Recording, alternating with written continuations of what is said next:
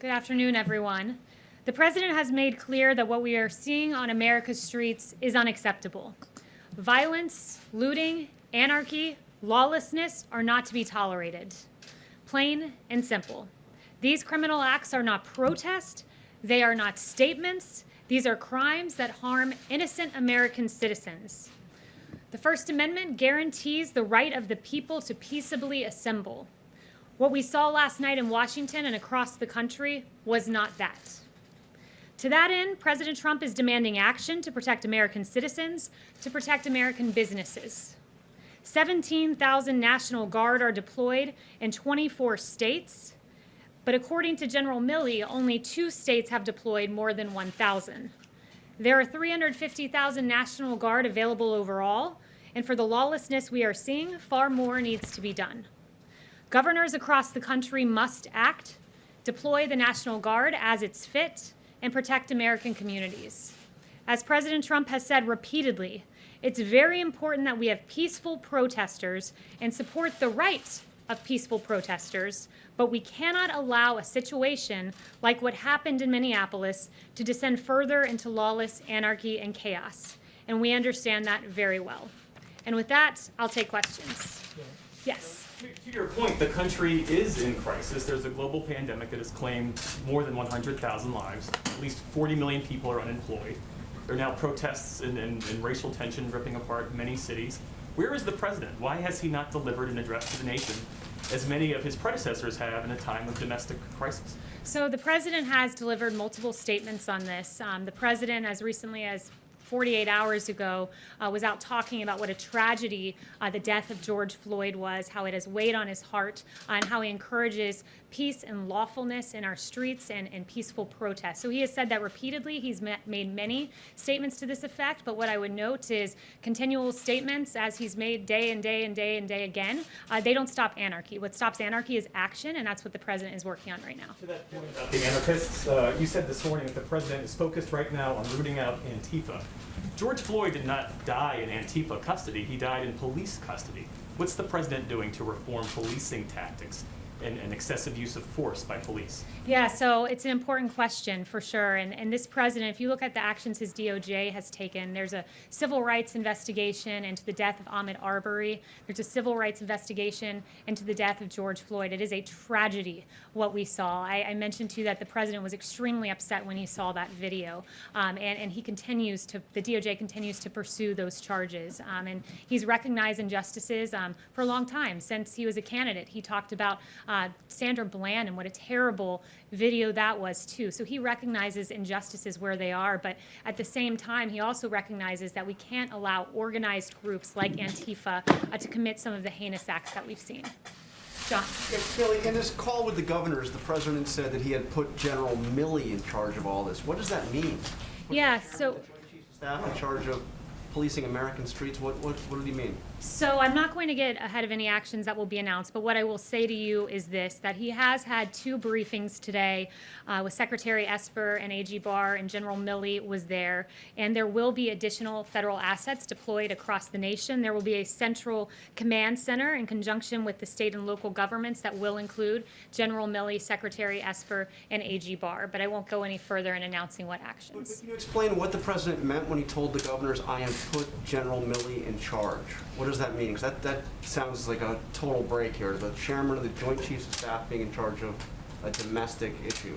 And ensuring that, as the president has said, and this has been taken out of context, by the way, that our streets are dominated with a police force and with a National Guard presence, so that, let me explain a little bit about how this works. If there's a peaceful protest, police will form a line. And what we've seen are those lines have been overwhelmed by massive protests that have turned into riots, the peaceful protests to be distinguished from the riots we've seen. And when those lines are overwhelmed, law enforcement gets on the defense. So what the president has said is he wants to dominate the streets with National Guard, with a police presence, and what studies have shown, as General Milley noted, he was in that governor's call, and his points all pertain to the National Guard. And he noted that there are several studies that when there's an overwhelming National Guard presence, it actually de-escalates the situation and causes less civil unrest. So General Milley has really been on point in talking about the National Guard, the effectiveness, and ensuring that they're utilized to great effect across the country. What's been taken out of context? Because I mean, I have the exact quote. It's a very simple one. He just says that he has put General Milley in charge. No, I wasn't suggesting that quote was out of context. The dominate. I've seen some networks that have talked about dominating protesters, and I've been around the president all day. Anytime he's used the word dominate, it was with regard to dominating the streets and ensuring that we have peace in our streets. Yes. Yes, Starling. Thanks.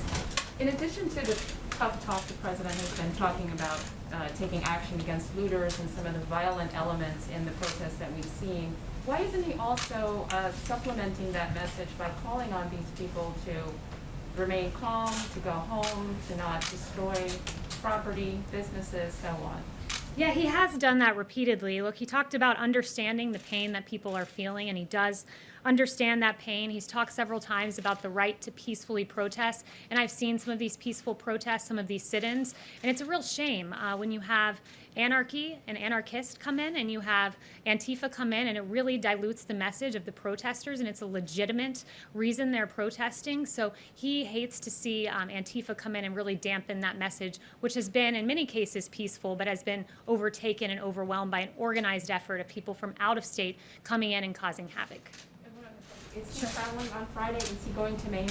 He still plans on going to Maine. I haven't heard any other changes to that effect. Yeah. We just. Thank you. I like your mask. That's really cool. I have a quick follow-up about police reform. National Security Advisor Robert O'Brien says he does not think there is systemic racism among law enforcement in the U.S. Does President Trump share that view? Look, I think where the president stands is he does not believe, he fundamentally rejects the idea that these egregious actions of these 4 Minnesota officers are representative of our police force as a whole. Most of our officers in this country are good, hardworking men and women who work every day to police our streets.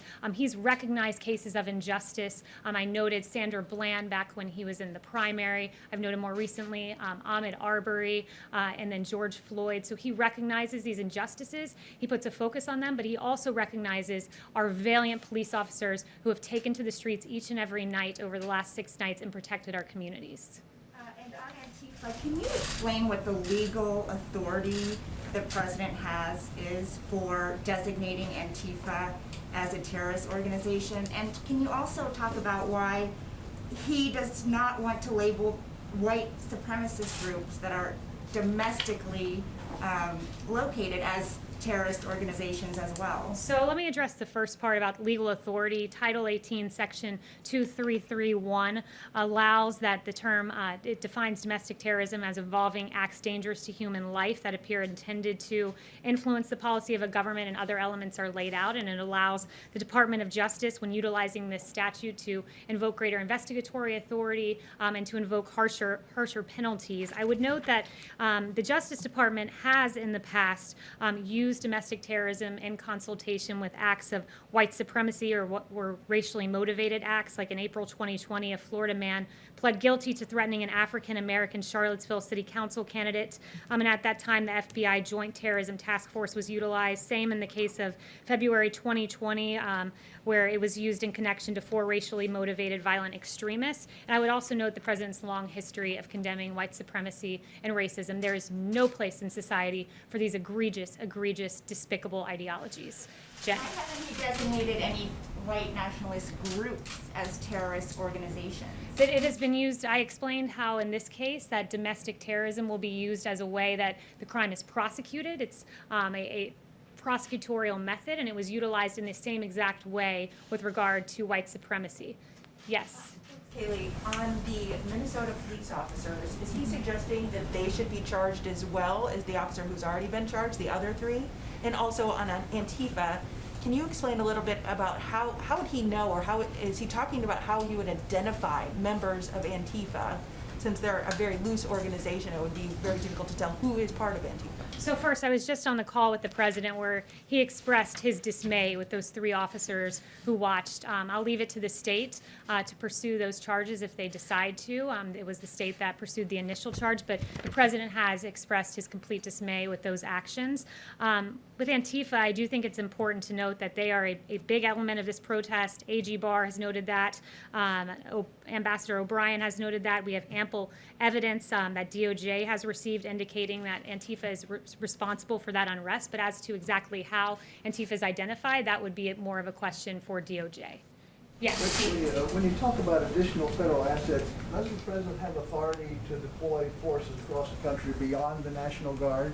He does, and look, we're looking at every tool in the federal toolkit available to us. You know, ideally, this would have been resolved at the state level. The states, after all, have the police power embedded in the 10th Amendment, and it is their responsibility to patrol their streets. But you're right to say that there are many federal authorities, including the one you cited, available to us. Did you bring this up with the governors in the phone call today? The focus of the call with the governors was really the National Guard, not that specific tool in the toolkit that you mentioned, but the National Guard and how it should be utilized much stronger than it's currently being utilized. Yes, I will go to, let's see, Jeff. Okay, thanks. Following up on what John was asking earlier, Governor Whitmer, she said she found the president's call today deeply disturbing, and she said the president told the governors they need to put it down or they would be overridden. So what, I mean, is there a specific authority he's using? Because as you know, Posse Comitatus really prevents the use of the army to put down domestic insurrection of any kind. Yeah, I don't know why Governor Whitmer would be dismayed at the president telling governors to do their job. It is their responsibility to police their streets. They have the police power embedded in the Constitution. They have quite clearly, many of them, failed to do their job. Look at the scenes we have seen.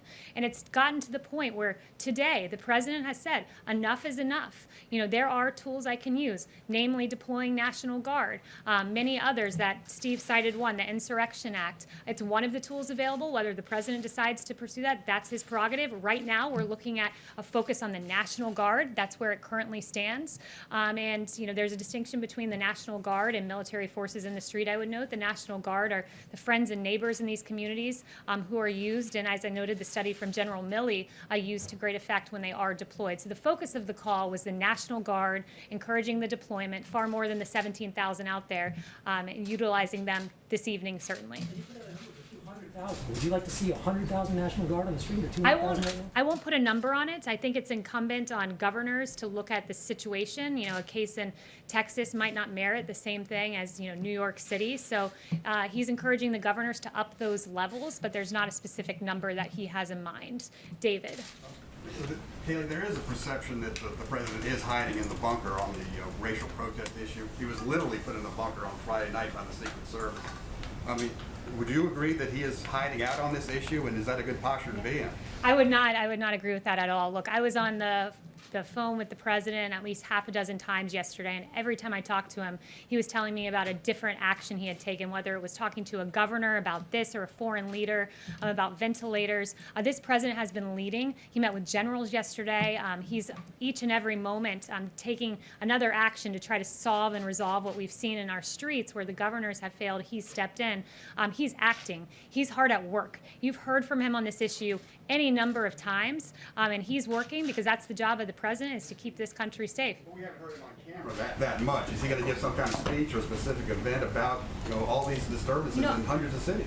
I really think that that's a misnomer in the media. You know, it was really appalling, some of the coverage I saw, like the New York Times yesterday made no mention of the myriad times that the president has spoken on this issue. Instead, in paragraph 14, they made a cursory mention of his remarks at Space Force, most of which, at least half of which, pertain to George Floyd. There was a Washington Post article with an egregious headline about Trump staying silent.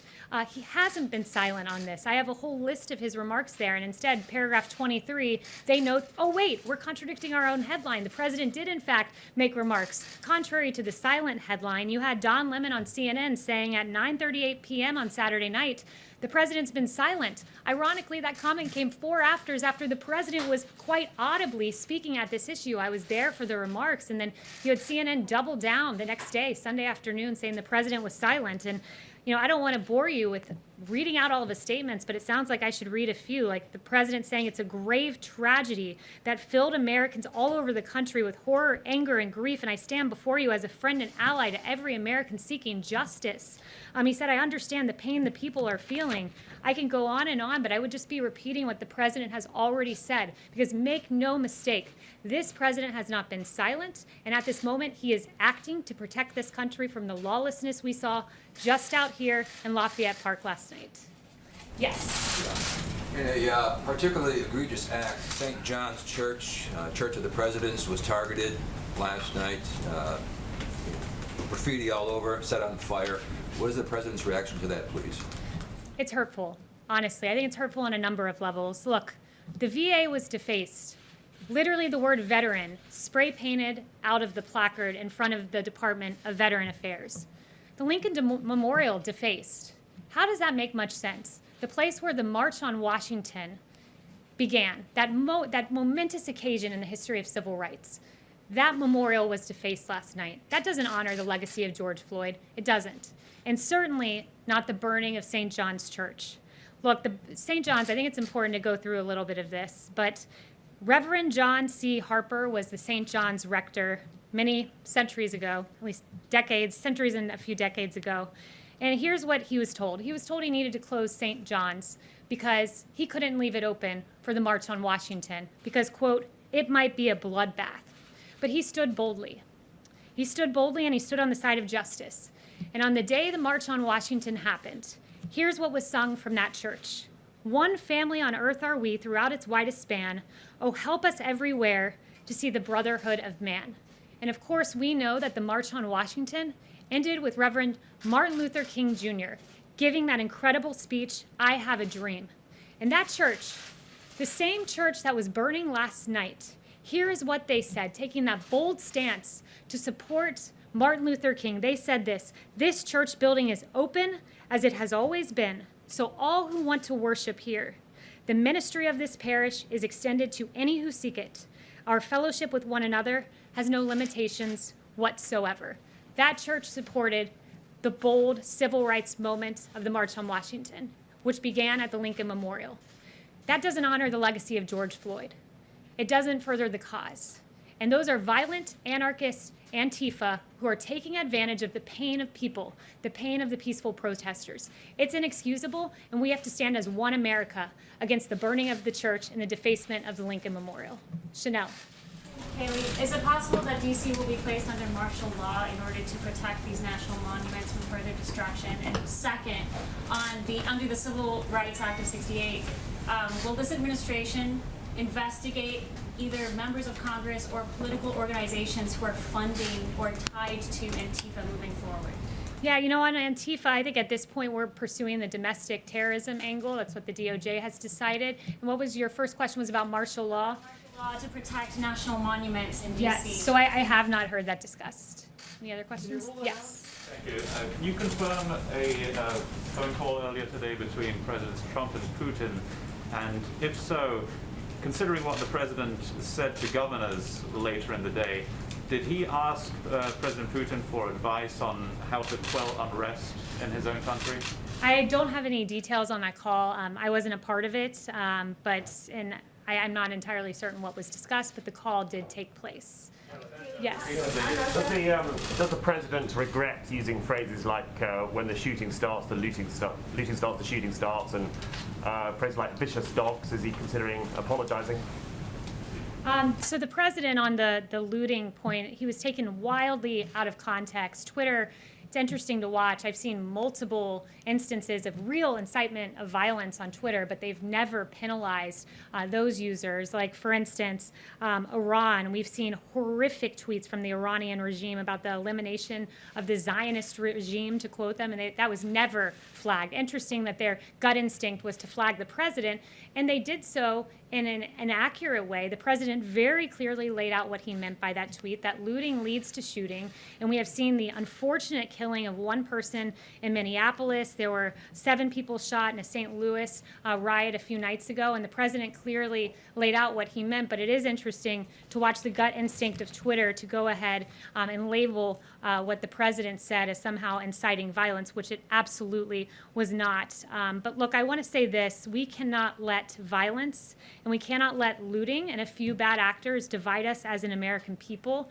The American spirit is defined by love and mutual acceptance and kindness. And despite the horrific scenes we've seen play throughout the media, there's some things that we haven't seen. And I think it's important for the American people to see them. And Judd, I'm going to call for that soundbite now of some video that I think it's very important for us all to watch.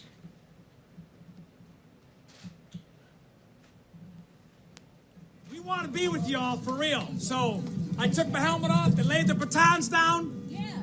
I want to make this a parade, not a protest. Come on. Let's walk.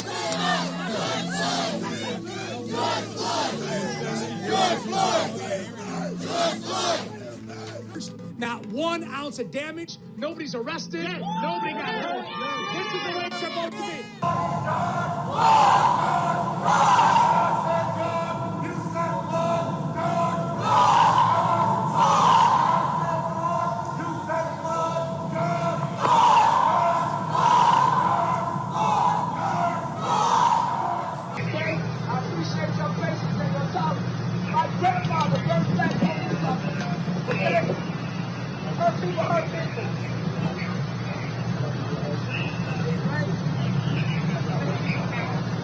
I don't want them to be hurt. Don't hurt them no more. I love you, man.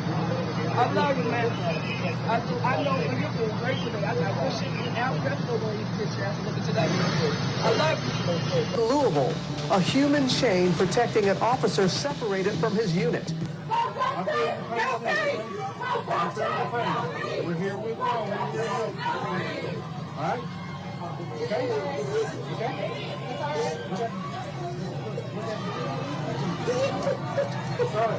We're all here together, okay?